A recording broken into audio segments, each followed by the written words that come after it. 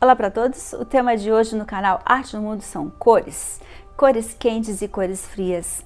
Quais são e quais são os seus significados? Nos foi pedido e aqui está o vídeo para vocês. Se você ainda não é um inscrito, aproveita enquanto roda a vinheta e clica aqui embaixo no inscreva-se e vem com a gente.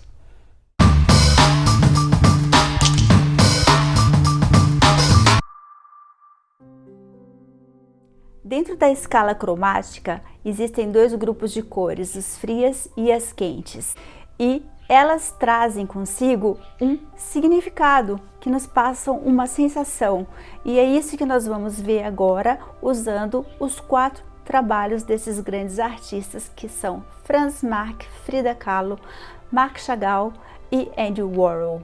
Como que eles usaram as cores quentes e as cores frias dentro de seus trabalhos. As cores têm a capacidade de transmitir sensações e alterar a nossa noção de quente e frio.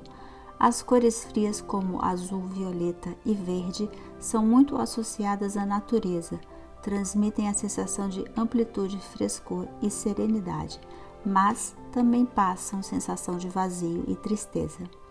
As cores quentes, como vermelho, amarelo e laranja, são muito acolhedoras, costumam trazer sensação de luz e calor, mas podem ser asfixiantes e opressivas.